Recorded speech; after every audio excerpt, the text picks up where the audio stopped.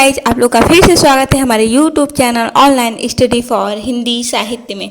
तो गाइज, हम पिछले क्लास में प्रश्न संख्या 1 से 50 तक के प्रश्नों को हल कर चुके हैं और आज हम पढ़ेंगे 51 नंबर से 100 तक के प्रश्नों को। तो गाइज, इससे पहले कि हम अपने प्रश्नों को हल करना शुरू करें, आप लोग से रिक्वेस्ट है कि वीडियो अगर अच्छा लगे तो प्लीज़ वीडियो को लाइक ज़रूर कीजिएगा और हमारे चैनल को भी सब्सक्राइब कीजिए और बेल आइकन को प्रेस करना न भूलिएगा। तो चलिए गाइज, शुरू करते हैं हमारा आज का प्रश्न संख्या 51। तो चलिए स्टार्ट करते हैं गाइज, आपको बता दें कि ये प्रश्न 22 जुलाई 2018 का है। जो पेपर निरस्त हो गया था उसी का ये री एग्ज़ाम का पेपर है। तो चलिए गाइज, हम प्रश्न को स्टार्ट करते हैं। प्रश्न संख्या 51 और गाइज प्रश्न कुछ इस प्रकार से है। प्रकाशन वर्ष के अनुसार निम्नलिखित संस्मरण ग्रंथों का सही अनुक्रम है। और पहला ऑप्शन है चिड़िया रैन बसेरा वे देवता नहीं हैं, सप्तपर्णी सृजन के सेतु। दूसरा ऑप्शन है सप्तपर्णी सृजन के सेतु वे देवता नहीं हैं, चिड़िया रैन बसेरा। और ऑप्शन नंबर 3 है सृजन के सेतु सप्तपर्णी वे देवता नहीं हैं, चिड़िया रैन बसेरा। तो गाइज, इस प्रश्न का जो सही उत्तर है गाइज वो है ऑप्शन नंबर 3। यही इस प्रश्न का सही क्रम है। और पहले नंबर पे है सृजन के सेतु सप्तपर्णी वे देवता नहीं हैं और चिड़िया रैन बसेरा। तो हम चलते हैं अगले प्रश्न की तरफ। और गाइस, हमारा अगला प्रश्न है कुछ इस प्रकार से। और प्रश्न है प्रकाशन वर्ष के अनुसार भीष्म साहनी के नाटकों का सही अनुक्रम है। और पहला ऑप्शन है हानुस मुआवजे आलमगीर माधवी। दूसरा ऑप्शन है हानुस माधवी मुआवजे आलमगीर। तीसरा ऑप्शन है मुआवजे माधवी हानुस और आलमगीर। और चौथा ऑप्शन है माधवी हानुस आलमगीर और मुआवजे। तो गाइज, इस प्रश्न का सही उत्तर है ऑप्शन नंबर 2। इस प्रश्न का बिल्कुल ही सही उत्तर है और नाटकों का सही अनुक्रम है। हानुस का जो प्रकाशन वर्ष है गाइज वो है 1977 ईस्वी। और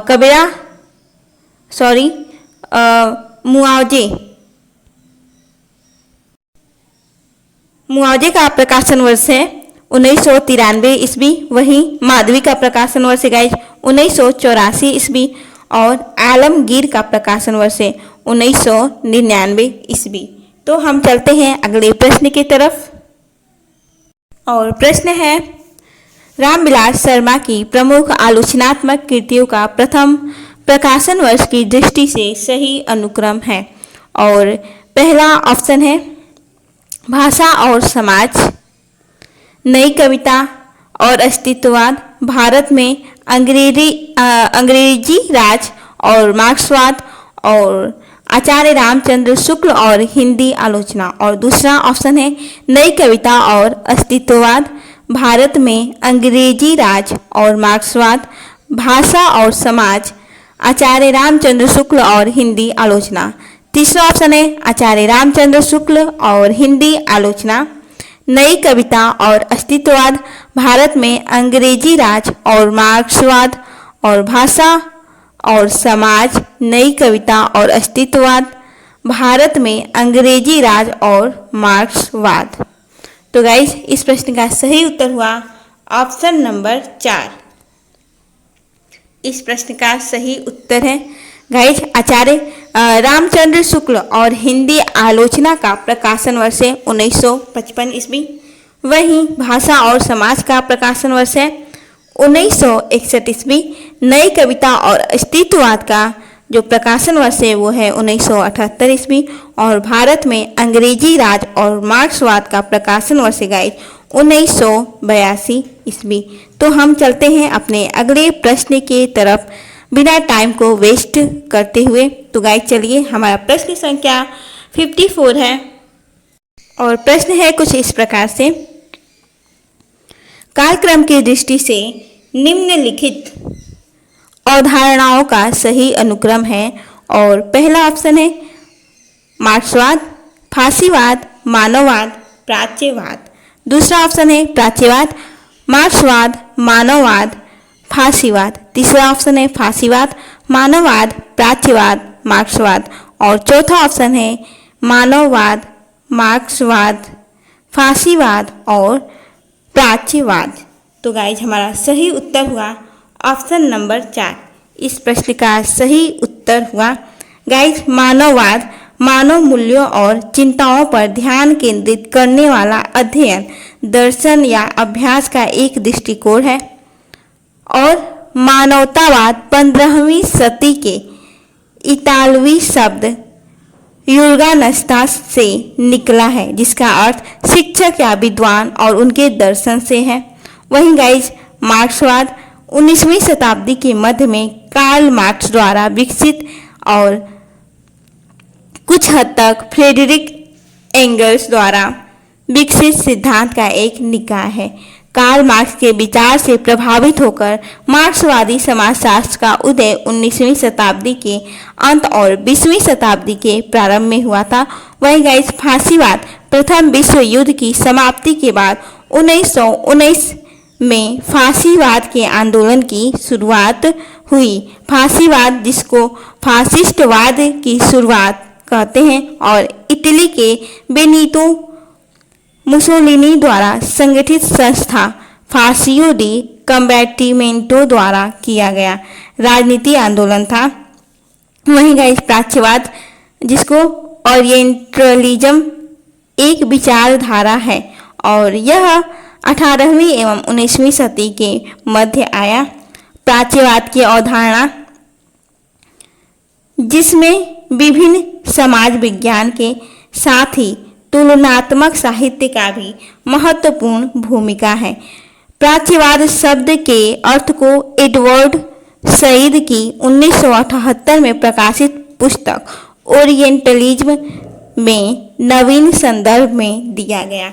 तो चलते हैं गाइज अगले प्रश्न की तरफ, और हमारा 55 नंबर का क्वेश्चन है। गाइज 55 नंबर का क्वेश्चन है कुछ इस प्रकार से, कालक्रम की दृष्टि से निम्नलिखित पाश्चात्य साहित्य चिंतकों का सही अनुक्रम है। और पहला ऑप्शन है Ferdinand de Saussure, William Blake, Michel Foucault, Jacques Derrida. और 2 नंबर का ऑप्शन है William Blake, Ferdinand de Saussure, Michel Foucault, Jacques Derrida. तो गाइज यहाँ पे जो हमारा दूसरा वाला ऑप्शन है यही इस प्रश्न का सही उत्तर है। तो इस प्रश्न का सही उत्तर है गाइज ऑप्शन नंबर 2।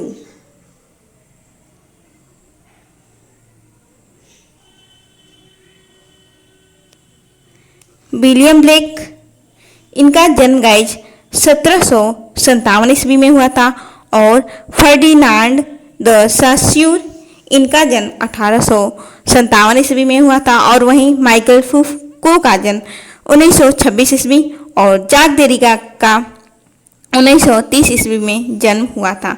और गाइज जाक देरिडा अल्जीरिया के रहने वाले थे, माइकल फूको फ्रांस के, और सास्यूर स्विट्जरलैंड के, और विलियम ब्लेक ब्रिटेन के रहने वाले थे। गाइज आप यहाँ पर देख सकते हैं कि विलियम ब्लेक 1757 और सास्यूर 1857, वहीं माइकल फूको 1926 और जाक देरिडा 1930 ईस्वी। तो हम चलते हैं अगले प्रश्न की तरफ, और गाइस हमारा अगला प्रश्न है,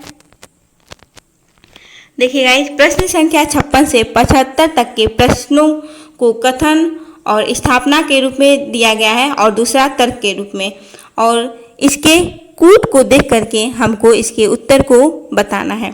तो चलिए स्टार्ट करते हैं। प्रश्न संख्या 56 और स्थापना गाइड दिया गया है, और गाइड स्थापना में कहा जा रहा है, मनुष्य की अंतः प्रकृति पर अतीत का गहरा प्रभाव होता है और उसमें स्मृति की सी सजीवता होती है।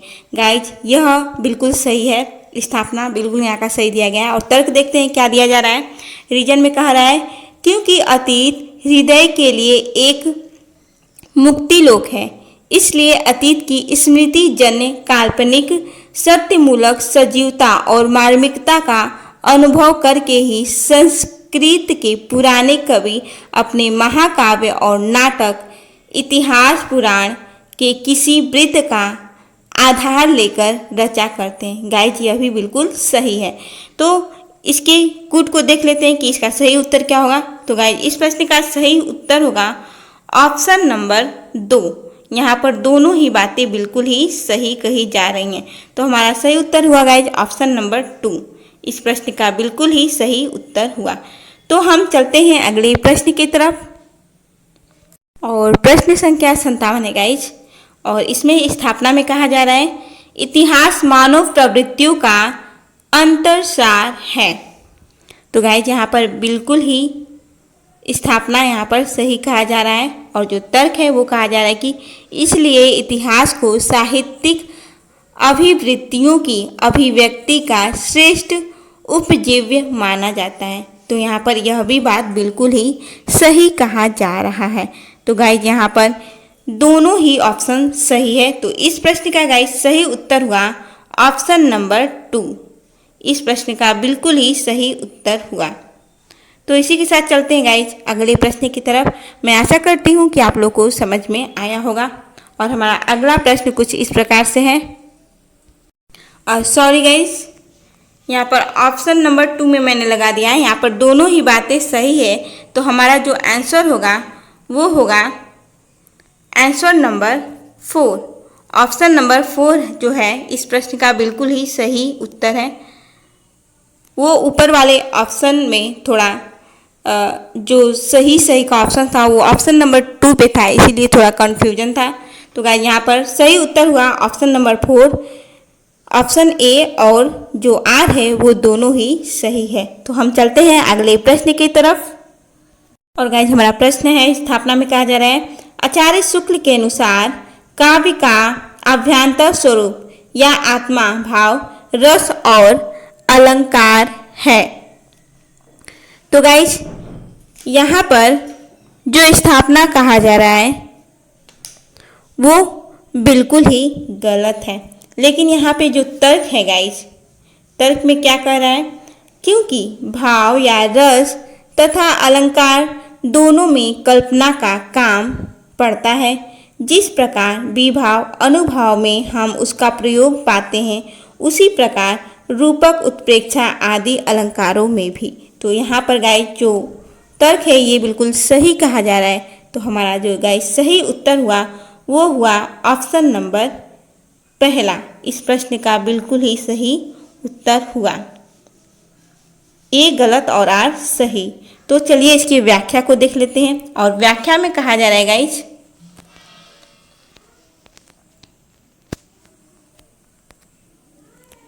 आचार्य शुक्ल के अनुसार काव्य का अभ्यंतर स्वरूप या आत्मा भाव रस और अलंकार है।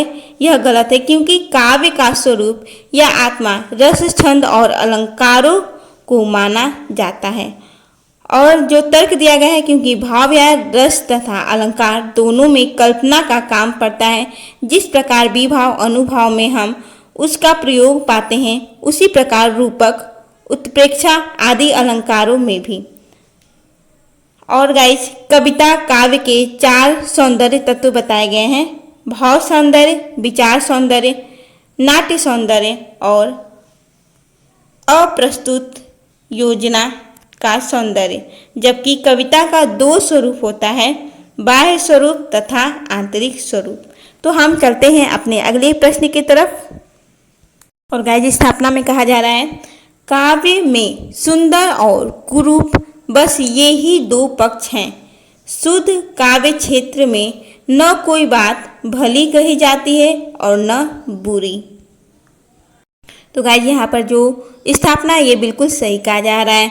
और यहाँ पर तर्क में कहा जा रहा है क्योंकि भला बुरा, शुभ अशुभ, पाप पुण्य, मंगल अमंगल, उपयोगी अनुपयोगी ये सब शब्द नीति धर्म व्यवहार और अर्थशास्त्र के हैं। काव्य क्षेत्र से उनका संबंध नहीं। तो गाइस यहाँ पर यह भी बात बिल्कुल सही कहा जा रहा है। तो हमारा सही उत्तर हुआ गाइस ऑप्शन नंबर 3। इस प्रश्न का बिल्कुल ही सही उत्तर हुआ ऑप्शन नंबर 3।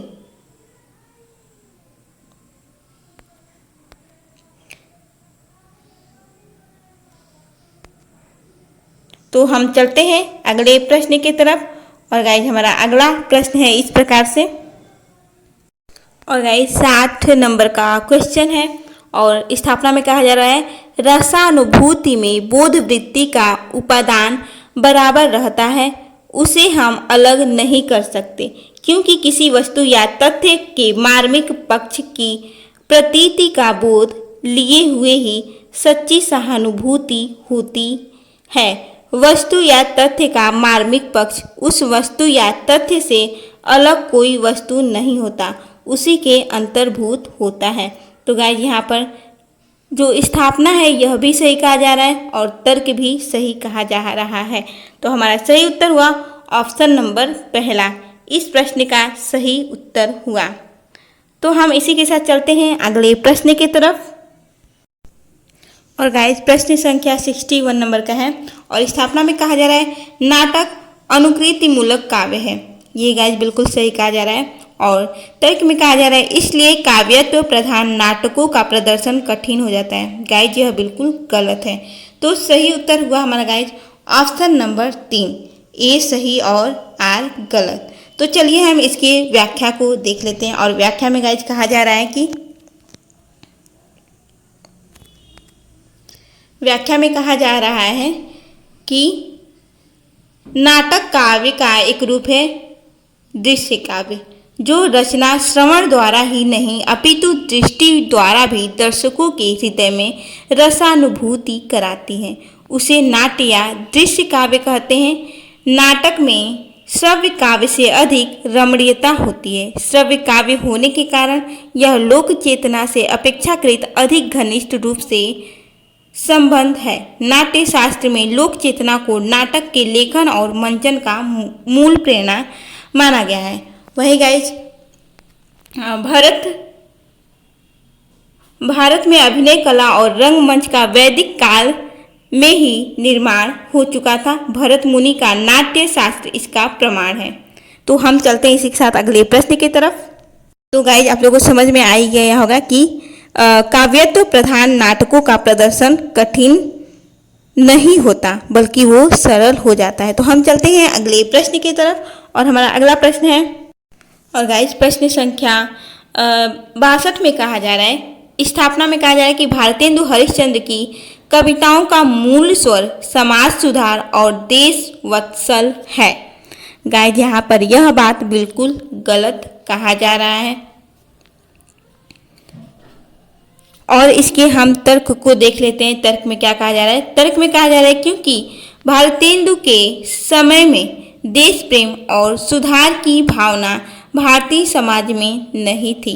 गाइज यहाँ पर तर्क भी गलत कहा जा रहा है। तो सही उत्तर हुआ गाइज ऑप्शन नंबर 2, इस प्रश्न का सही उत्तर हुआ। तो चलिए इसके बारे में हम जान लेते हैं। भारतेंदु बहुमुखी प्रतिभा के धनी थे। हिंदी पत्रकारिता, नाटक और काव्य के क्षेत्र में उनका बहुत ही बड़ा योगदान था। हिंदी में नाटकों का प्रारंभ भारतेंदु हरिश्चंद्र से ही माना जाता है। भारतेंदु के नाटक लिखने की शुरुआत बंगला के विद्या सुंदर नाटक के अनुवाद से होती है और विद्या सुंदर का जो समय है गाइज वो है 1867 ईस्वी। वहीं भारतेंदु हरिश्चंद्र के संपूर्ण लेखन का मूल स्वर साम्राज्यवाद सामंतवाद विरोधी है। वहीं भारतेंदु की रचनाओं में अंग्रेजी शासन का विरोध, स्वतंत्रता के लिए उद्यम आकांक्षा और जातीय भावबोध की झलक मिलती है और सामंतिक जकरण में फंसे समाज में आधुनिक चेतना के प्रसार के लिए लोगों को संगठित करने का प्रयास करना उस जमाने में एक नई बात थी। तो गाइज जो ऑप्शन ऊपर दिए गए थे स्थापना और तर्क, वहाँ पर दोनों ही बात गलत कही गई थी। तो हम चलते हैं अगले प्रश्न की तरफ। अक्सर गाइज आप लोगों ने देखा होगा कि जहाँ पर नहीं लिखा रहता है वो अक्सर गलत ही होता है। तो हम चलते हैं अगले प्रश्न की तरफ। और प्रश्न है, स्थापना में कहा जा रहा है मौन भी अभिव्यंजना है। तो बिल्कुल सही बात है, मौन अभिव्यंजना है। और तर्क में कहा जा रहा है क्योंकि कविता में सही शब्द वे ही हैं जिनके बीच का अंतराल सबसे अधिक अर्थवत्तापूर्ण काव्य मर्म को संप्रेषित कर सके। तो गाइज यहाँ पर यह तर्क भी सही दिया गया है। तो सही उत्तर होगा ऑप्शन नंबर पहला। तो इस प्रश्न का सही उत्तर हुआ, दोनों ही यहाँ पर बातें सही कही गई हैं। तो चलते हैं इसी के साथ अगले प्रश्न की तरफ। और गाइस प्रश्न कहा जा रहा है, स्थापना में कहा गया है कि सभी भारतीय आचार्यों ने एक मत से गुरु को मुख्य रूप से शब्दार्थ का धर्म माना है। गाइस यह बात बिल्कुल ही गलत कहा जा रहा है। और तर्क में कहा जा रहा है क्योंकि गुरु का काव्य शरीर में सारभूत तत्व रस से कोई संबंध नहीं है। गाइस यहाँ पर यह भी बिल्कुल गलत है क्योंकि रस से बहुत ही गहरा संबंध है। तो इसका सही उत्तर हुआ ऑप्शन नंबर 4। यहाँ पर दोनों ही बात बिल्कुल गलत कही जा रही हैं। तो सही उत्तर हुआ गाइस ऑप्शन नंबर 4। चलिए इसकी व्याख्या को देख लेते हैं। और व्याख्या में कहा जा रहा है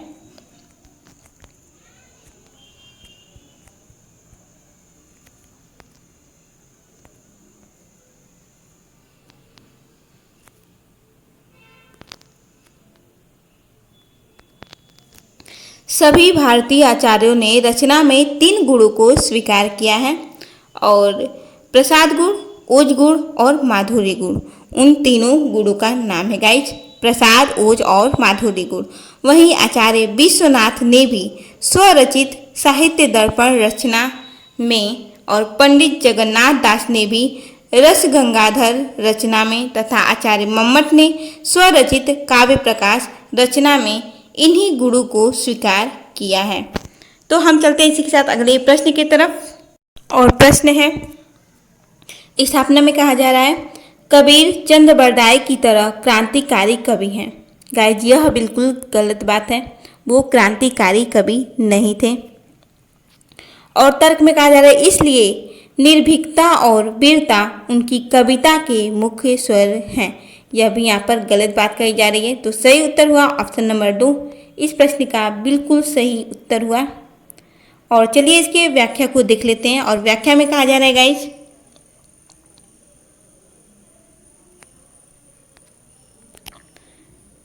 संत कबीरदास जी हिंदी साहित्य के भक्ति काल के इकलौते ऐसे कवि हैं जो आजीवन समाज और लोगों के बीच व्याप्त आडंबरों पर कुठाराघात करते रहे।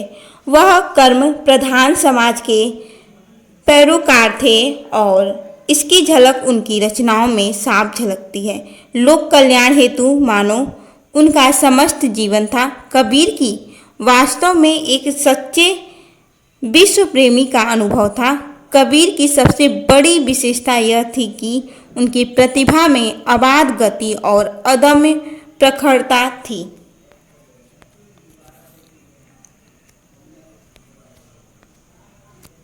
समाज में कबीर को जागरण युग का अग्रदूत कहा जाता है और चंद बरदाई को हिंदी का पहला कवि और उनकी रचना पृथ्वीराज रासो को हिंदी की पहली रचना होने का सम्मान प्राप्त है। पृथ्वीराज रासो हिंदी का सबसे बड़ा ग्रंथ है। इसमें 10,000 से अधिक छंद हैं और तत्कालीन प्रचलित 6 भाषाओं का प्रयोग किया गया है। इस ग्रंथ में उत्तर भारतीय क्षेत्रीय समाज व उनकी परंपराओं के विषय में विस्तृत जानकारी मिलती है। इस कारण ऐतिहासिक दृष्टि से भी इसका बहुत ही ज़्यादा महत्व है। तो चलते हैं अगले प्रश्न की तरफ। और प्रश्न संख्या 66 नंबर का है। और स्थापना में कहा जा रहा है कि छायावाद सूक्ष्म की अभिव्यंजना है। बिल्कुल सही है और इसलिए छायावादी काव्य में इतिवृत्तात्मकता का अभाव है। यह भी यहाँ पर बिल्कुल सही कहा जा रहा है। तो सही उत्तर हुआ गाइस ऑप्शन नंबर पहला। दोनों यहाँ पर बातें सही कही जा रही हैं। तो पहला उत्तर यहाँ का सही हुआ। इसी के साथ चलते हैं अगले प्रश्न की तरफ। और 67 नंबर का प्रश्न है गाइज कि सूरदास का लीला वर्णन जीव की वृत्ति के उत्कर्ष का दर्शन है। गाइज यहाँ पर यह बात बिल्कुल ही सही कही जा रही है और जो तर्क दिया जा रहा है क्योंकि उनकी चरम परिणति रास लीला में वृत्ति और चेतन के पूर्ण मिलन में होती है, यह भी सही कहा जा रहा है। तो गाइस सही उत्तर हुआ यहाँ का ऑप्शन नंबर 2 इस प्रश्न का बिल्कुल सही उत्तर हुआ। और गाइस आपको बता दें कि सूरदास भक्तिकालीन कृष्ण काव्य धारा के महत्वपूर्ण कवि माने जाते हैं। उन्होंने अपने काव्य में कृष्ण बाल लीलाओं का बहुत ही अद्भुत वर्णन किया है। इस वर्णन में स्वाभाविकता और वात्सल्य रस का सुंदर योग मिलता है।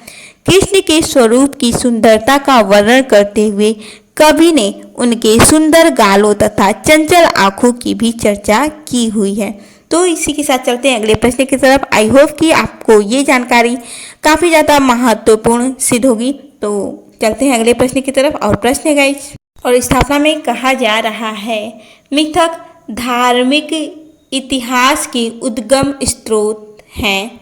धार्मिक क्रियाओं में रूढ़ होकर वह अपनी अर्थ संभावनाओं का विस्तार करने के बजाय एक सीमित धार्मिक विश्वास या विचार के रूप में रूढ़ हो जाता है। और तर्क में कहा जा रहा है लेकिन धर्म के साथ जुड़कर मिथक कमजोर नहीं पड़ता, अपितु भाषा कला और साहित्य में शक्तिशाली बन जाता है। तो गाइस तर्क गलत कहा जा रहा है लेकिन जो स्थापना है बिल्कुल सही कहा जा रहा है। सही उत्तर हुआ गाइस ऑप्शन नंबर पहला, इस प्रश्न का सही उत्तर हुआ। और गाइस चलिए इसकी व्याख्या को देख लेते हैं। और व्याख्या में कहा जा रहा है गाइस कि भारतीय साहित्य में मिथक का प्रयोग नवीन है किंतु इसका आधार हमारी पुरा कथाएं, देव कथाएं तथा हमारे पौराणिक आख्यान हैं जो कि हमारी प्राचीन धरोहर है। किसी भी शब्द या किसी भी तथ्य को परिभाषित करने से तात्पर्य उसकी संपूर्ण विशेषता को सूक्ष्म रूप में समझने से है। तो इसी के साथ चलते हैं अगले प्रश्न की तरफ। और प्रश्न कहा जा रहा है स्थापना में कि वृत्त्यो नाट्य मात्रः अर्थात वृत्तियाँ नाट्य की मात्रा कही जाती हैं। तो गाइस यहाँ पर यह बात बिल्कुल ही सही कहा जा रहा है। और जो तर्क है वो कहा जा रहा है क्योंकि समस्त अभिनयों की परिसमाप्ति इन्हीं वृत्तियों में होती है तथा वृत्ति नाट्य में रसोदय होता है, यह भी बिल्कुल सही है। तो सही उत्तर हुआ ऑप्शन नंबर 4, इस प्रश्न का सही उत्तर हुआ। तो गाइज हम चलते हैं अपने अगले प्रश्न की तरफ। और स्थापना में कहा जा रहा है रीतिकाल में कवियों द्वारा अपने आश्रयदाताओं का लोकोत्तर आनंद देने वाले श्रृंगार के मादक चित्र खींचे गए हैं। गाइज यहाँ पर यह बात बिल्कुल ही गलत कही जा रही है। और देखिए तर्क में कहा जा रहा है क्योंकि श्रृंगार का यह चित्रण शास्त्रानुरूप उज्ज्वल वेशात्मक है, यह भी बिल्कुल गलत है। तो सही उत्तर हुआ गाइज ऑप्शन नंबर 2, इस प्रश्न का सही उत्तर हुआ। तो चलिए हम इसकी व्याख्या को देख लेते हैं। और व्याख्या में क्या कहा जा रहा है देखते हैं गाइज। और व्याख्या में लिखा गया है रीतिकालीन कवि अपनी विद्वता कला कौशल अपने आश्रयदाताओं को प्रसन्न करना ही कवियों का एकमात्र उद्देश्य रह गया था। एक विशेष रीति पर लोग चल रहे थे। रीतिकाल की प्रमुख विशेषता रीति प्रधान रचनाएं हैं। तत्कालीन कवियों में भामा, दंडी, मम्मट, विश्वनाथ आदि काव्याचार्यों के ग्रंथों का गहन अध्ययन करके हिंदी साहित्य की रीति ग्रंथ प्रदान किए। और दूसरे नंबर पे कहा जा रहा है कि रीतिकाल में केवल श्रृंगार प्रधान कविताएं ही नहीं लिखी गई, अपितु इसके समानांतर अन्य धाराएं भी अपनी उन्मत्त गति से प्रवाहित होती रहीं। परंतु इतना अवश्य कहा जा सकता है कि प्रधानता श्रृंगार रस की ही थी। रीतिकाल के कवियों ने श्रृंगार के साथ साथ वीर काव्य भी लिखा। तो हम चलते हैं अपने अगले प्रश्न की तरफ। और गाइज प्रश्न संख्या 71 नंबर का है और इसमें स्थापना में कहा जा रहा है कि मोहन राकेश के नाटक स्त्री पुरुष के बीच लगाव और तनाव का प्रदर्शन है। और तर्क में कहा जा रहा है क्योंकि उनके नाटकों के सभी स्त्री पात्र पुरुषों के प्रति विरोध भाव रखते हैं। तो गाइज यहाँ पर दोनों बात बिल्कुल ही सॉरी गाइज, यहाँ पर जो दूसरा बात है ना तर्क, ये बिल्कुल गलत है, लेकिन पहला जो है यहाँ पर सही कहा जा रहा है। तो गाइज हमारा सही उत्तर हुआ इसका ऑप्शन नंबर पहला। ए सही है लेकिन आर बिल्कुल ही गलत कहा जा रहा है। और चलिए इसकी हम व्याख्या को देख लेते हैं। और व्याख्या में कहा जा रहा है कि मोहन राकेश के नाटकों में स्त्री तथा पुरुष के बीच लगाव तथा तनाव का प्रदर्शन है, किंतु स्त्री पुरुष के बीच विरोध का भाव नहीं है। और मोहन राकेश की कहानी के बाद सफलता नाट्य लेखन के क्षेत्र में मिली। हिंदी नाटकों में भारतेंदु और प्रसाद के वाद का दौर मोहन राकेश का दौर है, जिसे हिंदी नाटकों को फिर से रंगमंच से जोड़ा। तो इसी के साथ चलते हैं अपने अगले प्रश्न की तरफ। और अगला प्रश्न गाइज, स्थापना में कहा जा रहा है प्रगतिवाद कवि की वैचारिक प्रतिबद्धता का समर्थक है।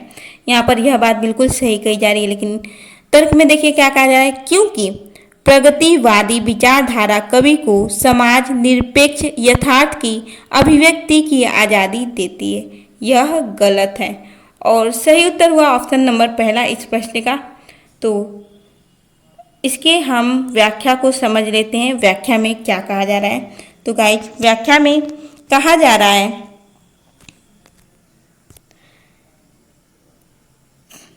प्रगतिवादी काव्य एक सीधी सहज तेज प्रखर कभी व्यंग्यपूर्ण आक्रामक काव्य शैली का वाचक है। और दूसरे नंबर पे कहा जा रहा है प्रगतिवादी साहित्य को स्वोद्देश्य मानता है और उसका उद्देश्य है जनता के लिए जनता का चित्रण करना। दूसरे शब्दों में वह कला के लिए सिद्धांत में यकीन नहीं करता, बल्कि उसका यकीन तो कला जीवन के लिए फलसफे में है। और प्रगतिवादी कवियों ने अपनी कविता के माध्यम से एक राजनीतिक वाद विशेष साम्यवाद का प्रचार किया, व्यक्तिवाद के स्थान पर जनवाद की स्थापना की, जनता को सुख दुख की वाणी दी तथा शोषितों पंडितों की उन्नति के लिए जोरदार समर्थन किया। तो चलते हैं अगले प्रश्न की तरफ। आई होप कि ये जानकारी आप लोगों के लिए काफ़ी ज़्यादा महत्वपूर्ण रही होगी। तो हम चलते हैं अगले प्रश्न की तरफ। और प्रश्न में स्थापना में कहा जा रहा है उत्तर आधुनिकता समग्रतावाद का विरोधी है और बहुलतावाद का समर्थक है। बिल्कुल सही कहा जा रहा है। और तर्क में कहा जा रहा है क्योंकि इसमें सार्वभौमिक सत्य और तर्क का निषेध है। तो गाइज यहाँ पर यह भी बात बिल्कुल सही है। तो सही उत्तर हुआ गाइज ऑप्शन नंबर पहला, इस प्रश्न का सही उत्तर हुआ। इसी के साथ चलते हैं अगले प्रश्न की तरफ। और बिना टाइम को वेस्ट करते हुए गाइज हम पढ़ते हैं अपना प्रश्न। और प्रश्न गाइज और स्थापना में कहा जा रहा है लिंग भेद सामाजिक निर्मिति है। बिल्कुल सही कहा जा रहा है। और जो तर्क है वो कह रहा है क्योंकि पितृसत्तात्मक सामाजिक व्यवस्था ने यह भेद उत्पन्न किया है। तो गाइज यह भी बात यहाँ पर बिल्कुल सही है। तो सही उत्तर हुआ गाइज हमारा ऑप्शन नंबर 3, इस प्रश्न का बिल्कुल ही सही उत्तर हुआ। और गाइज आपको बता दें कि पितृसत्ता एक सामाजिक व्यवस्था है जिसमें पुरुषों की प्राथमिक सत्ता होती है, यानी कि गाइज उन्हें समाज में उच्च माना जाता है। राजनीतिक नेतृत्व, नैतिक अधिकार, सामाजिक सम्मान तथा संपत्ति के नियंत्रण की भूमिकाओं में प्रबल होते हैं। धर्म, समाज व रूढ़िवादी परंपराएं पितृसत्ता को अधिक ताकतवर बनाती हैं। सदियों से महिलाएं पितृसत्ता के कारण उत्पीड़ित हो रही हैं और लिंग भेद या लैंगिक असमानता समाज के द्वारा निर्मित है।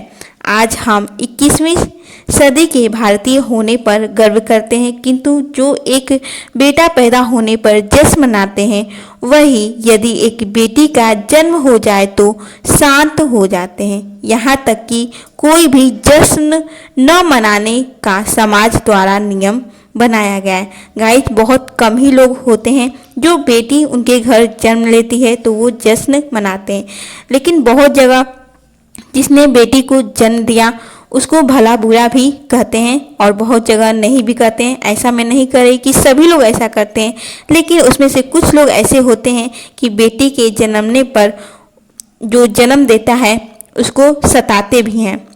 और गाइस, भारतीय समाज में लिंग असमानता का मूल कारण इसकी पितृसत्तात्मक व्यवस्था में निहित है, लेकिन आज के ज़माने में ये बहुत हद तक, मैं पूरा नहीं कहूँगी लेकिन बहुत हद तक ये बातें कम हो गई हैं।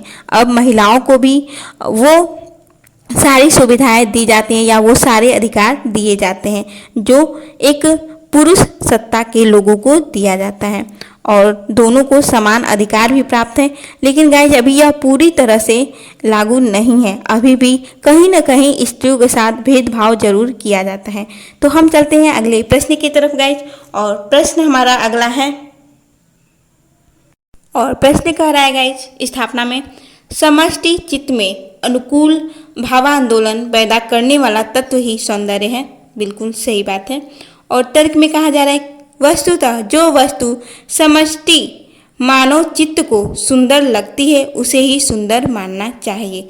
यहाँ पर यह भी बात बिल्कुल सही कहा जा रहा है। तो सही उत्तर हुआ गाइज हमारा ऑप्शन नंबर 3 इस प्रश्न का सही उत्तर हुआ। तो गाइज, हम चलते हैं अपने अगले प्रश्न की तरफ बिना टाइम को वेस्ट करते हुए। और प्रश्न गाइज, सूची 1 की हिंदी की निम्नलिखित उपभाषाओं को सूची 2 की उनकी बोली के साथ सुमेलित कीजिए और नीचे दिए गए कूट में से सही उत्तर को चुनिए। और सूची 1 के ऑप्शंस हैं, थोड़ा बड़ा कर देती हूँ उसे, पूर्वी हिंदी, बिहारी हिंदी, पश्चिमी हिंदी, राजस्थानी हिंदी। और सूची 2 के ऑप्शन से कनौजी, मेवाती, गढ़वाली, मगही और बघेली। तो पूर्वी हिंदी गाइज वो बोली जाती है बघेली। जो पूर्वी हिंदी है गाइस, इसका जो बोली है वो है बघेली। और इसके अलावा बिहारी हिंदी की बोली गाइस है मगही।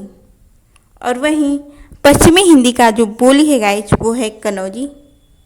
और राजस्थानी हिंदी का जो बोली है वो है मेवाती। तो सही उत्तर हुआ गाइज ऑप्शन नंबर पहला ही इस प्रश्न का बिल्कुल ही सही उत्तर हुआ। गाइज, आपको बता दें कि पूर्वी हिंदी की अन्य बोलियां भी हैं जो कि इस प्रकार से हैं, अवधी जो कि यहाँ पर दी गई है, और छत्तीसगढ़ी। और गाइज, यह मध्य प्रदेश छत्तीसगढ़ में बोली जाती है। वहीं बिहारी हिंदी की बोली है भोजपुरी, मगही, मैथिली। और भोजपुरी को पूर्वी और भोजपुरिया के नाम से भी जाना जाता है। वहीं भोजपुरी की मुख्यतः 4 उपबोलियां हैं, उत्तरी भोजपुरी, दक्षिणी भोजपुरी, पश्चिमी और नगपुरिया। इसके अलावा भोजपुरी के अन्य स्थानीय रूप हैं जैसे कि मधेसी, बंगरही, सोनपरी, छपरिया, सरवरिया, सारन, गोरखपुरी आदि। वहीं मगही को मागधी भी कहा जाता है। और मैथिली बोली को देसिल, बना और तिरहुतिया कहा जाता है। और इसकी बोलियां हैं पूर्वी मैथिली में छिका छिकी, और पश्चिमी में मैथिली और जोलाही मैथिली। वहीं अरबी, फारसी मिश्रित आदि हैं। वहीं गाइस, पश्चिमी हिंदी की अन्य बोलियां हैं ब्रज, बुंदेली, पांगरू और खड़ी बोली, जिसे को कौरवी भी कहा जाता है। तो हम चलते हैं अपने अगले प्रश्न की तरफ। और प्रश्न है कि ग्रंथों को लेखकों के साथ सुमेलित कीजिए और नीचे दिए गए कुंट में सही उत्तर को चुनिए। और सूची एक के ऑप्शन से हिंदी साहित्य का आलोचनात्मक इतिहास, हिंदी साहित्य का वैज्ञानिक इतिहास और हिंदी साहित्य का आधा इतिहास, हिंदी साहित्य का दूसरा इतिहास। सूची दो के ऑप्शन है सुमन राजे, बच्चन सिंह, राजकुमार वर्मा और लक्ष्मी सागर वार्ष्णेय और गणपति चंद्र गुप्त। तो गाइज आपको बता दें कि हिंदी साहित्य का आलोचनात्मक इतिहास, इसके लेखक हैं गाइज राजकुमार वर्मा। और वहीं हिंदी साहित्य का वैज्ञानिक इतिहास के जो लेखक हैं वो हैं गणपति चंद्र गुप्त। और हिंदी साहित्य का आधा इतिहास के लेखक हैं सुमन राजे। गाइज इसको ट्रिक से याद कर सकते हैं कि हमें कभी भी सुमन को अर्थात फूल को आधा नहीं चढ़ाना है। अर्थात हिंदी साहित्य का आधा इतिहास अर्थात सुमन, यानी कि सुमन अर्थात पुष्प को हमें आधा नहीं चढ़ाना है। तो हिंदी साहित्य का आधा इतिहास सुमन राजे। वहीं हिंदी साहित्य का दूसरा इतिहास गाइज इसके लेखक हैं बच्चन सिंह। इसको भी ट्रिक से याद कर सकते हैं। हिंदी साहित्य का दूसरा इतिहास तो हम कहेंगे बच्चों का खेल है क्या कि हम चले दूसरा इतिहास लिखने, अर्थात हिंदी साहित्य का दूसरा इतिहास बच्चन सिंह। तो हम चलिए इसके सही कूट को जान लेते हैं कि इस प्रश्न का सही उत्तर क्या होगा। तो गाइज जो ए का है तीसरा और बी का दूसरा। तो चलिए हम देख लेते हैं कि सही उत्तर क्या हुआ। तो गाइज यहाँ पर ए तीसरा और डी दूसरा। तो सही उत्तर हुआ गाइज हमारा ऑप्शन नंबर 3 इस प्रश्न का सही उत्तर हुआ। इसी के साथ चलते हैं अगले प्रश्न की तरफ। और प्रश्न है रचनाओं को उनके रचनाकारों के साथ सुमेलित कीजिए। और सूची एक के ऑप्शन है चर्यापद, शौकाचार, योगचर्या, दोहाकोश। और सूची दो के ऑप्शन है देवसेन, लूहीपा, सबरपा, डोम्बिपा और सरहपा। तो आपको बता देगा इस कि चर्यापद के जो रचनाकार है गाइज वो हैं सबरपा। वहीं श्रावकाचार इनके जो रचनाकार हैं वो हैं देवसेन। और योगचर्या के रचनाकार हैं गाइज डोम्बिपा। वहीं दोहाकोश के रचनाकार हैं सरहपा। तो गाइज इसका सही उत्तर देख लेते हैं कोड में। तो गाइज यहाँ पे जो पहला ऑप्शन है, पहला ही ऑप्शन इस प्रश्न का सही उत्तर हुआ, ऑप्शन नंबर ए इस प्रश्न का सही उत्तर हुआ। इसी के साथ चलते हैं अगले प्रश्न की तरफ। गाइज ये प्रश्न है, यहाँ पर काव्य पंक्तियाँ दी गई है और हमें उनके रचनाकारों के साथ इनको मिलाना है। तो चलिए गाइज इसके पहले सूची 2 के ऑप्शंस को देख लेते हैं। और सूची 2 के ऑप्शन है कबीरदास, सूरदास, जयसी, तुलसीदास और परमानंद दास। तो चलिए सूची 1 के ऑप्शंस को देखते हैं और देखते हैं कि ये पंक्तियाँ किसकी हैं। तो पहले नंबर पर है गाइज बिगसा कुमुद देखी सती रेखा। गाइज यह पंक्तियाँ हैं जयसी की, जो कि पद्मावत के मान सरोदक खंड से लिया गया है। और मेरे नैना बिरह की बेल बई। गाइज यह पंक्तियाँ सूरदास द्वारा लिखी गई हैं। सॉरी गाइज ये ऑप्शन नंबर 2 में ही है सूरदास। और गाइज यह जो पंक्तियाँ हैं वह गोपी विरह नामक ग्रंथ से ली गई हैं। वहीं कवित विवेक एक नहीं मोरे। गाइज इन पंक्तियों के जो रचनाकार हैं वो हैं तुलसीदास। और गाइज ये पंक्तियाँ रामचरितमानस से ली गई हैं। वहीं जो डी नंबर का ऑप्शन है काया नगरी बनी अति सुंदर।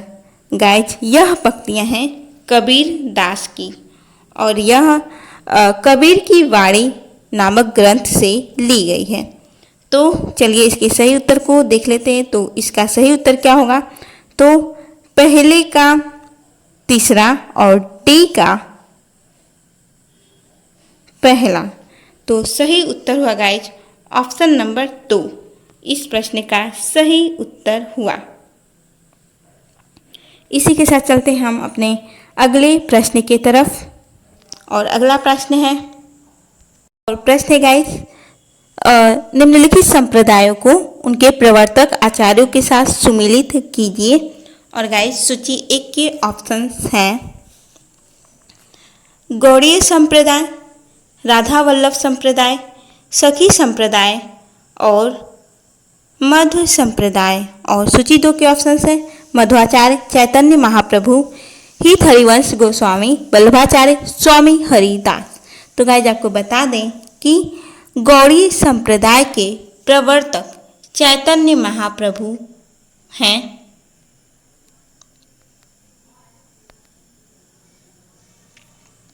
वहीं राधा वल्लभ संप्रदाय के जो प्रवर्तक हैं वो हैं हित हरिवंश गोस्वामी। अगर राधा वल्लभ का अगर हम पे कृपा हो जाए तो हमारा हित हो जाएगा, अर्थात राधा वल्लभ संप्रदाय के प्रवर्तक आचार्य हैं गाइज हित हरिवंश गोस्वामी। वहीं सखी संप्रदाय के प्रवर्तक हैं गाइज हरिदास। सखी संप्रदाय के प्रवर्तक स्वामी हरिदास। और वहीं मध्व संप्रदाय के जो प्रवर्तक हैं गाइज वो है मध्वाचार्य। मध्व या फिर माध्य के प्रवर्तक हैं मध्वाचार्य। तो चलिए हम इसके सही कोड को जान लेते हैं कि सही कोड इसका क्या होगा। तो गाइज ऑप्शन ए का दूसरा और डी ऑप्शन का पहला। तो चलिए देखते हैं इसका सही उत्तर क्या होगा। तो डी का पहला और ए का दूसरा। तो सही उत्तर हुआ गाइज ऑप्शन नंबर 4। इस प्रश्न का सही उत्तर हुआ ऑप्शन नंबर 4। तो हम चलते हैं अगले प्रश्न की तरफ। और प्रश्न संख्या 81 है, निम्नलिखित वीर काव्यों को सूची 2 के उनके रचनाकारों के साथ सुमेलित कीजिए और नीचे दिए गए कुट में सही उत्तर को चुनिए। और सूची 1 के ऑप्शन से रणमल छंद, विजय पाल रासो, राणा रासो, रतन रासो। सूची 2 के ऑप्शन है दूरसाजी आड़ा, श्रीधर, दयाल दास, कुंभकर्ण और नल सिंह। तो गाइज यहाँ पर जो रणमल छंद है इसके रचनाकार है गाइज श्रीधर। और वहीं विजय पाल रासो के जो रचनाकार है गाइज वो है नल सिंह। और राणा रासो इसके रचनाकार है गाइज दयाल रासो। और गाइज रतन रासो के रचनाकार हैं कुंभकर्ण, रतन रासो। तो चलिए हम इसके उत्तर को देख लेते हैं। तो सही उत्तर क्या होगा। तो ए नंबर का दूसरा और डी नंबर का चौथा। तो गाइज इस प्रश्न का सही उत्तर हुआ ऑप्शन नंबर 2, पहले का दूसरा और डी का चौथा। यह बिल्कुल सही उत्तर हुआ। इसी के साथ चलते हैं अपने अगले प्रश्न की तरफ।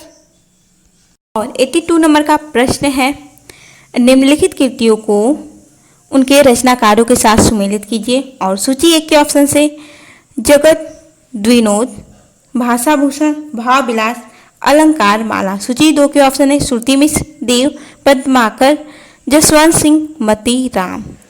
तो जो जगत विनोद है गाइज इसके जो रचनाकार हैं गाइज वो हैं पद्माकर। और भाषा भूषण इसके हैं जसवंत सिंह। उसके बाद भाव विलास के कवि देव हैं। वहीं अलंकार माला के श्रुति मिश्र हैं। तो चलिए सही इसके आंसर को देख लेते हैं कि क्या होगा। तो ए का तीसरा और डी का पहला किस ऑप्शन में है। तो ये है ऑप्शन नंबर 3 में। तो सही उत्तर हुआ हमारा ऑप्शन नंबर 3 इस प्रश्न का सही उत्तर हुआ। इसी के साथ चलते हैं अपने अगले प्रश्न की तरफ। और प्रश्न है गाइस हमारा अगला, सूची 1 की इन काव्य पंक्तियों को सूची 2 के उनके रचनाकारों के साथ सुमेलित कीजिए और नीचे दिए गए कुट में से सही उत्तर को चुनिए। और गाइज सूची 1 के ऑप्शंस हैं और सूची 2 के ऑप्शंस हैं गणानंद, पद्माकर, मंडन, ठाकुर, आलम। और सूची 1 के ऑप्शन है गाइज, ए ऑप्शन है आरस सो आरत संभारत न शीर्षपट। गाइज यह जो पंक्तियां हैं इसके कवि हैं पद्माकर। वहीं जो दूसरे नंबर का पंक्ति है अली हो तो गई जमुना जल के, गाइज इन पंक्तियों के कवि हैं मंडन। और जा थल कीने बिहारी अनेकन, गाइज ये पंक्तियां हैं आलम की। वहीं जो डी नंबर का है वाह निर्मोहिनी रूप की रसी, गाइज ये पंक्तियां हैं ठाकुर की। तो इसका सही उत्तर हुआ ए का दूसरा और डी का चौथा। ए का दूसरा और डी का चौथा, ये ऑप्शन नंबर ए में है पहले में। तो हमारा सही उत्तर हुआ ऑप्शन नंबर पहला। तो चलते हैं अगले प्रश्न की तरफ। और 84 नंबर का प्रश्न है, पात्रों को उनके काव्य रचनाओं के साथ सुमेलित करना है। और सूची 1 के ऑप्शन है नचिकेता, जामवंत, मानव, वज्रकीर्ति। सूची 2 के ऑप्शन है कुरुक्षेत्र, असाध्य वीरा, आत्मजयी, कामायनी, राम की शक्ति पूजा। तो गाइज आपको बता दें कि जो नचिकेता हैं ये पात्र हैं गाइज आत्मजयी के। और जाम्बवंत ये पात्र हैं राम की शक्ति पूजा के। और गाइस राम की शक्ति पूजा आपको पता है कि निराला जी इसके कवि हैं। वहीं मानव ये पात्र हैं कामायनी के। और इसके रचनाकार हैं जयशंकर प्रसाद। वहीं गाइस वज्र कीर्ति ये पात्र हैं असाध्य वीणा के और रचनाकार हैं अज्ञेय जी। तो सही उत्तर इसका हुआ गाइस ए का तीसरा और डी का दूसरा। ये ऑप्शन नंबर पहले में है तो सही उत्तर हुआ गाइज ऑप्शन नंबर ए। इस प्रश्न का सही उत्तर हुआ। इसी के साथ चलते हैं अपने अगले प्रश्न की तरफ।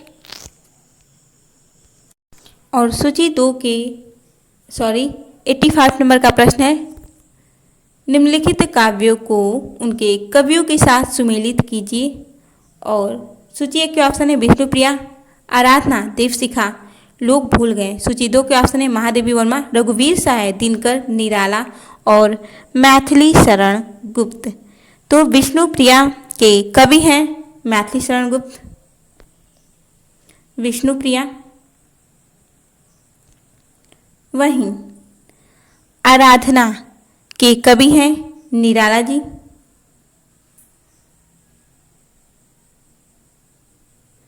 और दीपशिखा के कवि हैं महादेवी वर्मा। वहीं लोग भूल गए हैं के कवि हैं रघुवीर सहाय, लोग भूल गए हैं रघुवीर सहाय। तो चलिए इसके आंसर को देख लेते हैं गाइज। तो ए का 5वां और डी का दूसरा। तो इन दोनों में तो नहीं है, ए का 5वां डी का दूसरा। तो चलते हैं आगे देखते हैं। और गाइज ये है ऑप्शन नंबर 4 में डी का दूसरा ए का 5वां। तो सही उत्तर हुआ गाइज ऑप्शन नंबर 4। इस प्रश्न का सही उत्तर हुआ। इसी के साथ चलते हैं अगले प्रश्न की तरफ।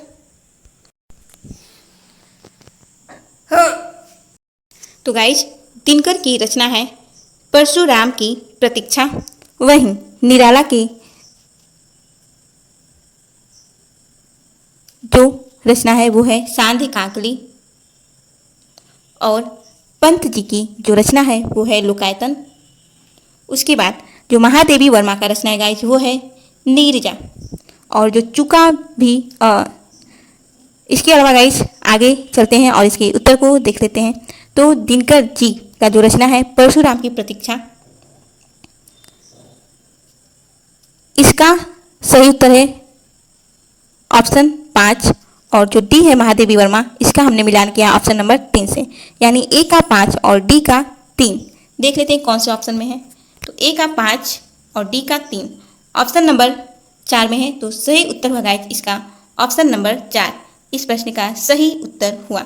तो हम चलते हैं अगले प्रश्न की तरफ और 87 नंबर का क्वेश्चन है, निम्नलिखित पंक्तियों को उनकी रचनाओं के साथ सुमेलित कीजिए। और सूची 2 के ऑप्शन है उर्वशी, ब्रह्म राक्षस, कामायनी, सरोज स्मृति, कुरुक्षेत्र।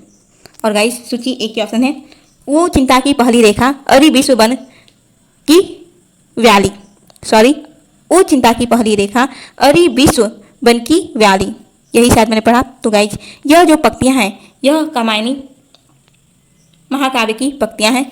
उसी के साथ जो बी ऑप्शन है, कन्ये गत कर्मों का अर्पण कर, कर्ता में तेरा तर्पण। गाइस यह जो पंक्तियां हैं यह है सरोज स्मृति की पंक्तियां। और जो सी नंबर का है, रूप की आराधना का मार्ग आलिंगन नहीं तो और क्या है। गाइस यह पात्र है उर्वशी का।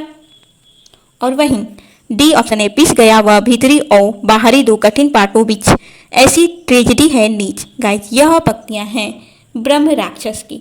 तो चलिए इसके सही कूट को हम जान लेते हैं कि क्या होगा। तो ए का तीसरा और डी का दूसरा। तो चलिए गाइस देखते हैं सही उत्तर इसका क्या होगा।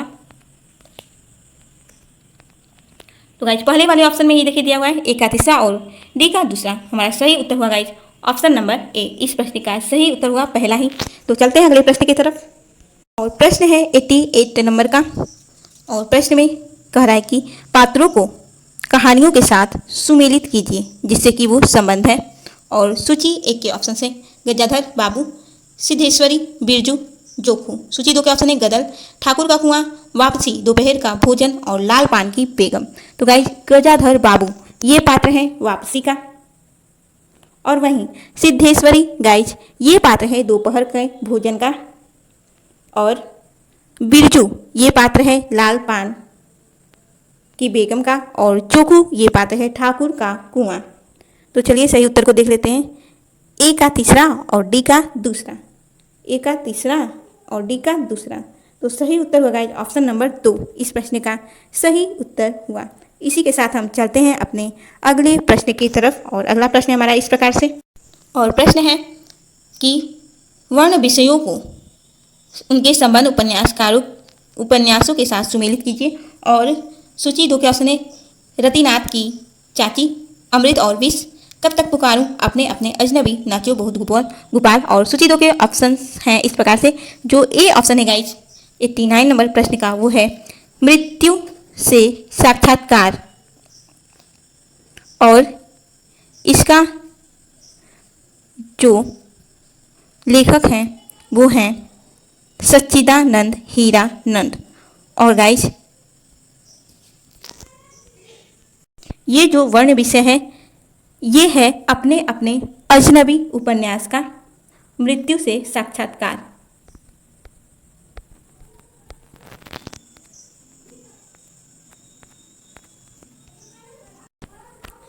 अपने अपने अजनबी। और जो बी नंबर का है कर्नट जाति का जीवन यथार्थ। गाइस यह वर्ण विषय है कब तक पुकारूं का। और इसके जो लेखक हैं वो हैं रांगे राघो। और जमींदारों द्वारा किसानों की बेदखली, जमींदारों द्वारा किसानों की बेदखली का जो वर्ण विषय है गाइज ये विषय है रतिनाथ की चाची उपन्यास का। और जो डी नंबर का है दलित जीवन की नाटकीय वास्तविकताओं का चित्रण। गाइज यह वर्ण विषय है नाच्यो बहुत गोपाल का। तो चलिए इसके सही उत्तर को देख लेते हैं। और सही उत्तर इस प्रकार से होगा ए का चौथा और डी का पांचवा। तो चलिए देख लेते हैं कौन से ऑप्शन में है ये। पांचवा डी का और ए का चौथा गाइज वो है ऑप्शन नंबर 4 में।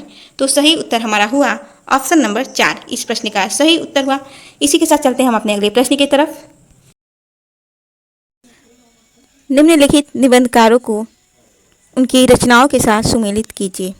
और गाइज सूची 1 के ऑप्शन हैं नंद दुलारे वाजपेयी, विश्वनाथ प्रसाद मिश्र, इंद्रनाथ मदान, भगीरथ मिश्र। और सूची 2 के ऑप्शन हैं कुछ उथले कुछ गहरे, कला साहित्य और समीक्षा, राष्ट्रभाषा की कुछ समस्याएं, हिंदी का सामयिक साहित्य, विमर्श के क्षण।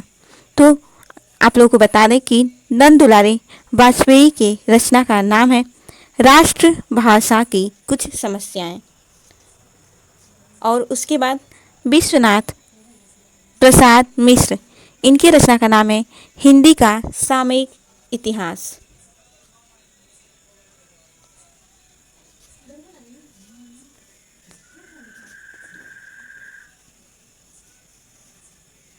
और उसके बाद गाइज इंद्रनाथ मदान, इनके रचना का नाम है कुछ उथले कुछ गहरे। और उसके बाद भगीरथ मिश्र के रचना का नाम है कला साहित्य और समीक्षा। तो चलिए इसके उत्तर को हम देख लेते हैं कौन सा इसका सही कूट होगा। तो गाइज ए का तीसरा और डी का दूसरा। तो गाइज ये जो उत्तर है वो है ऑप्शन नंबर 2 में। तो हमारा सही उत्तर होगा ऑप्शन नंबर 2। इस प्रश्न का सही उत्तर होगा। तो हम इसी के साथ चलते हैं अगले प्रश्न की तरफ। और हमारा अगला प्रश्न है गाइज, और गाइज क्वेश्चन है, निम्नलिखित नाटकों को उनकी केंद्रीय समस्या के साथ सुमेलित कीजिए। और सूची 1 के ऑप्शन है कोर्ट मार्शल, कामना, आठवां सर्ग और माधवी। और सूची 2 के ऑप्शन है भोगवाद, स्त्री विडंबना, सत्ता व्यवस्था पर व्यंग, जातिवाद, अभिव्यक्ति की स्वतंत्रता। तो गाइज आपको बता दें कि कोर्ट मार्शल इसमें जातिवाद केंद्रीय समस्या है। कोर्ट मार्शल में जातिवाद केंद्रीय समस्या है। उसके बाद गाइज कामना, इसमें भोगवाद का समस्या का वर्णन किया गया है। और उसके बाद जो सी नंबर पर है आठवां सर्ग, गाइज इसमें अभिव्यक्ति की स्वतंत्रता का वर्णन किया गया है। और उसके बाद आता है लास्ट नंबर पे माधवी। और गाइज माधवी में स्त्री विडंबना का वर्णन किया गया है। तो चलिए हम देख लेते हैं इसका उत्तर क्या होगा। तो गाइज ए का चौथा और डी का दूसरा। तो गाइज इस प्रश्न का सही उत्तर हुआ ऑप्शन नंबर 2।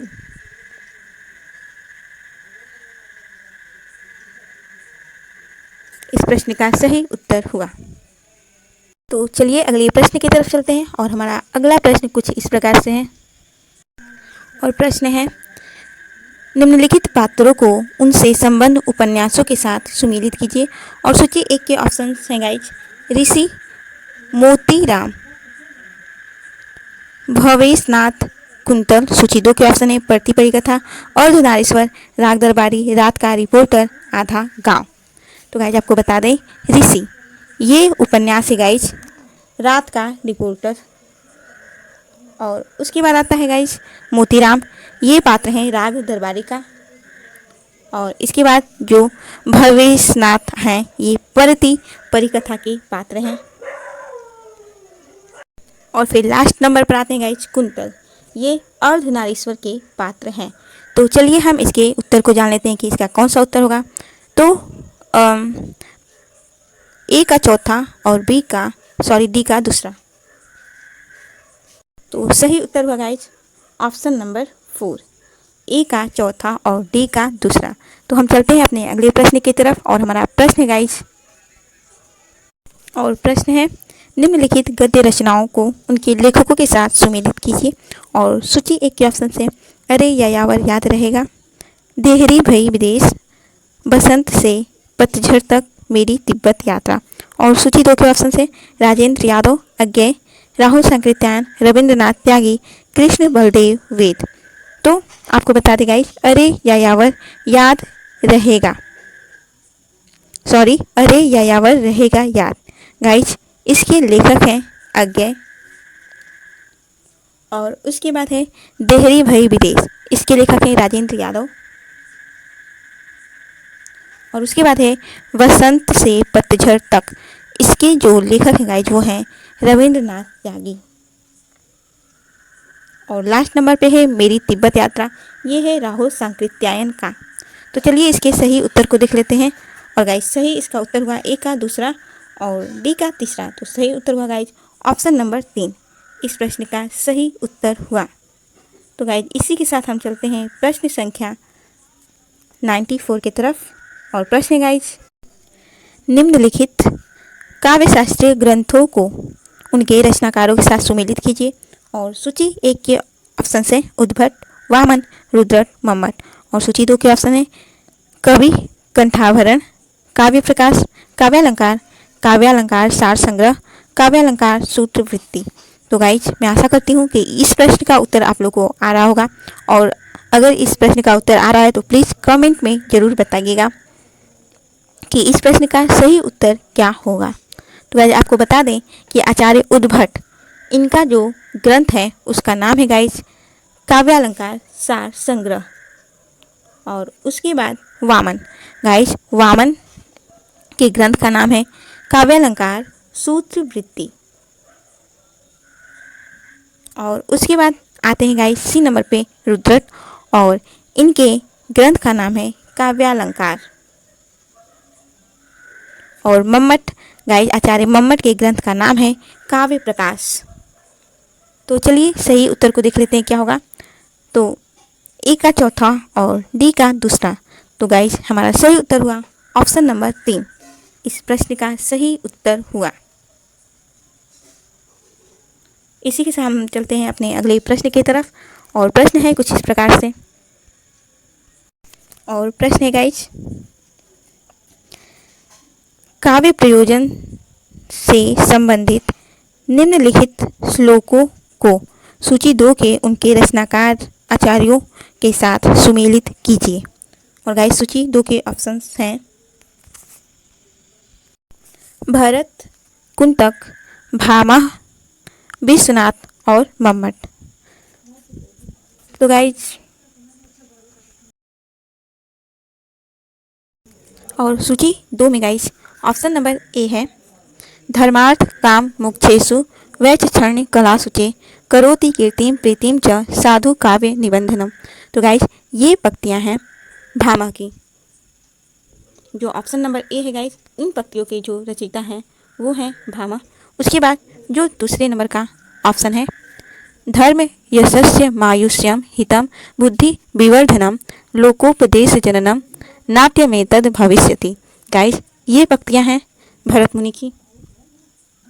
और जो सी नंबर का ऑप्शन है धर्मादिसाधनोपाय सुकुमार क्रमोदितः काव्य बंधो अभिजाता नाम हृदयाहलद कारकः। गाइस ये पंक्तियाँ हैं आचार्य कुंतक की। और उसके बाद और गाइस जो डी नंबर का ऑप्शन है काव्यम यश से अर्कृते व्यवहार विदे शिवेतर रक्ष्यते सद्य पर निर्वृते कांता सम्मित तयोपदेश युजे। गाइज ये पंक्तियाँ हैं मम्मट की। तो चलिए इसके आंसर को देख लेते हैं कि इसका आंसर क्या होगा। और ए का तीसरा और डी का पांचवा। तो गाइज सही उत्तर इसका होगा गाइज। तो सही कोड हुआ गाइज ए 3 डी 5। तो सही उत्तर हुआ ऑप्शन नंबर 4 इस प्रश्न का सही उत्तर हुआ। तो चलते हैं अपने अगले प्रश्न की तरफ। और अगला प्रश्न गाइज, और हमारा अगला प्रश्न है गाइज प्रश्न संख्या 96 से 100 तक के प्रश्नों को ध्यानपूर्वक अवतरण को पढ़ करके उसके उत्तर को बताना है। तो चलिए गाइज हम पढ़ना स्टार्ट करते हैं इसके अवतरणों को। और लिखा गया है हमारे अंतःकरण में प्रिय के आदर्श रूप का संगठन उसके शरीर या व्यक्ति मात्र के आश्रय से हो सकता है, पर श्रद्धेय के आदर्श रूप का संगठन इसके फैलाए हुए कर्म तंतु के उत्पादन से होता है। प्रिय का चिंतन हम आँख मूंदे हुए संसार को भुलाकर करते हैं, पर श्रद्धेय का चिंतन हम आँख खोले हुए संसार का कुछ अंश सामने रखकर करते हैं। यदि प्रेम स्वप्न है तो श्रद्धा जागरण है। प्रेमी प्रिय को अपने लिए और अपने को प्रिय के लिए संसार से अलग करना चाहता है। प्रेम में केवल 2 पक्ष होते हैं, श्रद्धा में 3। और अगला हमारा अवतरण है गाइज, प्रेम में कोई मध्यस्थ नहीं, पर श्रद्धा में मध्यस्थ अपेक्षित है। प्रेमी और प्रिय के बीच कोई वस्तु अनिवार्य नहीं, पर श्रद्धालु और श्रद्धेय के बीच कोई वस्तु चाहिए। इस बात का स्मरण रखने से यह पहचान उतना कठिन न रह जाएगा कि किसी के प्रति किसी का कोई आनंदा अंतर्गत भाव प्रेम है या श्रद्धा। यदि किसी कवि का काव्य बहुत अच्छा लगा, किसी चित्रकार का बनाया चित्र बहुत सुंदर जचा और हमारे चित्त में उस कवि या चित्रकार के प्रति एक सुहृद भाव उत्पन्न हुआ, तो वह श्रद्धा है, क्योंकि यह काव्य या चित्र रूप मध्य रूप प्राप्त हुआ है। और गाइस प्रश्न संख्या 96 नंबर का है, श्रद्धालु और श्रद्धेय के बीच कौन सा तीसरी वस्तु चाहिए। और पहला है श्रद्धेय में गहरी आध्यात्मिक आस्था, दूसरा श्रद्धेय के महान कार्य, तीसरा श्रद्धालु के महान कार्य और चौथा श्रद्धालु और श्रद्धेय के बीच सिर्फ उत्कट प्रेम। तो गाइस हमने ऊपर वाली लाइनों में ही पढ़ा था कि श्रद्धेय के महान कार्य श्रद्धालु और श्रद्धेय के बीच तीसरी वस्तु है। तो सही उत्तर हुआ गाइस ऑप्शन नंबर 2, इस प्रश्न का सही उत्तर हुआ। तो चलते हैं अपने अगले प्रश्नों की तरफ। और गाइस अगला प्रश्न है प्रश्न संख्या 97 और प्रश्न कह रहा है, यदि प्रेम स्वप्न है तो श्रद्धा जागरण से लेखक का क्या अभिप्राय है। और पहला ऑप्शन है, प्रेम के समय व्यक्ति स्वप्नावस्था में होता है और श्रद्धा के समय जागृत अवस्था में। और दूसरा है, प्रेम सिर्फ एक भ्रम है और श्रद्धा सत्य। और तीसरा है, प्रेम सोच विचार कर नहीं किया जाता जबकि श्रद्धा पूर्णतः सोच विचार कर की जाती है। और चौथा है, प्रेम ना समझी है और श्रद्धा अंधी। तो गाइस जो यदि प्रेम स्वप्न है तो श्रद्धा जागरण, इससे लेखक का अभिप्राय है कि प्रेम सोच विचार कर नहीं किया जाता जबकि श्रद्धा पूर्णतः सोच विचार कर की जाती है। तो सही उत्तर हुआ हमारा ऑप्शन नंबर 3, इस प्रश्न का सही उत्तर हुआ। इसी के साथ हम चलते हैं गाइस अपने अगले प्रश्न की तरफ। और प्रश्न है प्रश्न संख्या 98 और प्रश्न कह रहा है कि श्रद्धेय के आदर्श रूप का संगठन करके फैलाए हुए कर्म तंतु के उपादान से होता है से लेखक का तात्पर्य है। और पहला ऑप्शन है, श्रद्धेय का कर्म क्षेत्र श्रद्धालु की तुलना में सीमित भी हो सकता है। दूसरा है, श्रद्धा में श्रद्धालु का ध्यान श्रद्धेय के कर्मों पर पहले जाता है। तीसरा है, श्रद्धेय के आदर्श रूप का संगठन श्रद्धालु की दृष्टि पर निर्भर है। और चौथा है, श्रद्धेय का कर्म तंतु से तात्पर्य उसके अच्छे बुरे दोनों तरह के कार्यों से है। तो सही उत्तर हुआ गाइस ऑप्शन नंबर 2, इस प्रश्न का सही उत्तर हुआ। श्रद्धेय में श्रद्धालु का ध्यान श्रद्धेय के कर्मों पर पहले जाता है। श्रद्धेय के आदर्श रूप का संगठन उसके फैलाए हुए कर्म तंतु के उपादान से होता है, इससे लेखक का तात्पर्य यही है। तो हम चलते हैं अगले प्रश्न की तरफ। और प्रश्न गाइस प्रश्न संख्या 99 और 99 नंबर का प्रश्न कह रहा है, प्रेम में केवल 2 पक्ष होते हैं से लेखक का क्या तात्पर्य है। और पहला ऑप्शन है, प्रेम में प्रेमिका के सामने सिर्फ प्रेमी और प्रेम में बाधक उसका परिवार होता है। और दूसरा ऑप्शन है, प्रेम करने वाले 2 प्राणी एक दूसरे में सिर्फ गुण ढूंढते हैं। और तीसरा है, प्रेमी प्रेमिका इस भौतिक जगत से अलग अपनी दुनिया में मगन रहते हैं। और चौथा ऑप्शन है, प्रेम में प्रेमी और प्रेमिका के अलावा अन्य किसी तीसरे व्यक्ति के लिए कोई जगह नहीं है। तो गाइस जो ऑप्शन नंबर 4 है यही इस प्रश्न का सही उत्तर है, ऑप्शन नंबर 4। गाइस प्रेम में केवल 2 पक्ष होते हैं, लेखक का तात्पर्य है प्रेम में प्रेमी और प्रेमिका के अलावा अन्य किसी तीसरे व्यक्ति के लिए कोई जगह नहीं होती। और चलते हैं हमारा आज का प्रश्न संख्या 100 और आज का हमारा अंतिम प्रश्न। तो गाइस प्रश्न कह रहा है, उपर्युक्त गद्यांश के आधार पर बताइए कि कौन सा कथन सही है। और पहला ऑप्शन है, प्रेम और श्रद्धा में से प्रेम को हीन और श्रद्धा को ऊंचा स्थान दिया गया है। और दूसरा जो ऑप्शन है, प्रेम और श्रद्धा के बीच अंतर का आकलन किया गया है। तो गाइस जो दूसरा ऑप्शन है यही बिल्कुल सही उत्तर है, यही इस प्रश्न का सही आंसर है। और बाकी के जो तीनों ऑप्शन है ये बिल्कुल गलत है। ऑप्शन नंबर जो पहला है, प्रेम और श्रद्धा में से प्रेम का हीन और श्रद्धा को ऊंचा स्थान दिया गया, यह गलत है। और जो तीसरा ऑप्शन है ये भी गलत है, प्रेम और श्रद्धा दोनों के महत्व का आकलन किया गया है, इसमें बिल्कुल नहीं किया गया। और चौथा है, प्रेम और श्रद्धा दोनों को सामाजिक कहा गया है, यहाँ पर यह भी बिल्कुल गलत है। तो गाइज अगर वीडियो अच्छी लगी हो तो प्लीज़ वीडियो को लाइक करें और हमारे चैनल को सब्सक्राइब करना न भूलें। और हाँ, बेल आइकन को जरूर प्रेस करें। और अगर आप लोगों को इसके पहले प्रीवियस ईयर के क्वेश्चन को देखना है तो गाइज आप जा करके प्लेलिस्ट में प्रीवियस ईयर के क्वेश्चन को आप देख सकते हैं। और गाइज आज का हमारा क्लास बस यहीं तक, मिलते हैं अपने अगले वीडियो में, तब तक के लिए धन्यवाद।